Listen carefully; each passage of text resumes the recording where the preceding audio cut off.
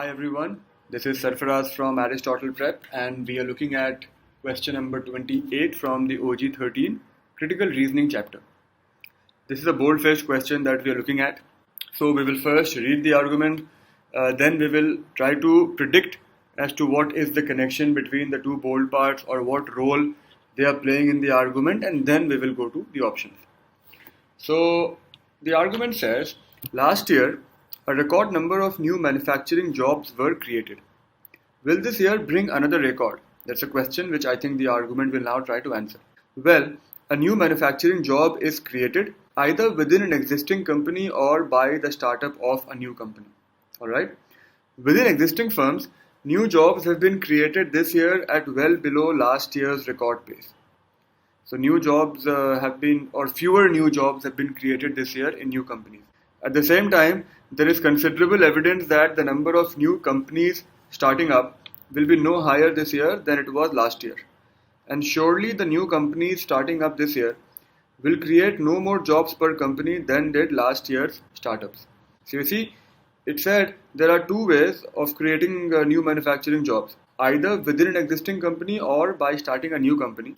And in the subsequent two sentences, it kind of says that in both of those cases, the number of jobs created this year will be less than those created last year.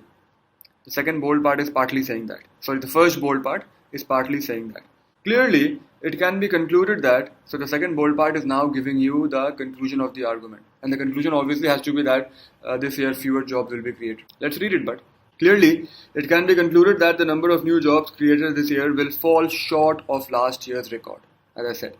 So that is the argument for you. It's a simple argument. For a bold-faced argument, it's quite simple. So if I have to make a prediction, the second bold part clearly is the conclusion of the argument, and the first bold part provides you evidence which supports the conclusion. That is basically our prediction.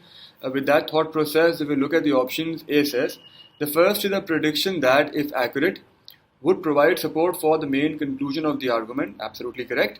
The second is that main conclusion. Perfect. That actually should be the answer.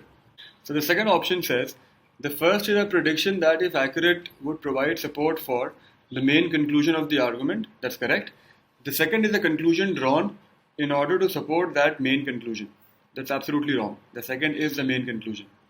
C says, the first is an objection that the argument rejects. Totally wrong. It is not an objection that the argument rejects. D says, the first is an objection that the argument rejects. No need to read beyond that. E says, the first is a claim that has been advanced in support of a position that the argument opposes is again wrong. So see, in these three, I did not even have to read the second part. The first part itself is wrong. A is definitely the answer to the question. For a change, it's an easy bold-faced question. I wouldn't give it more than a 3 on a difficulty scale of 1 to 5. Have a nice day.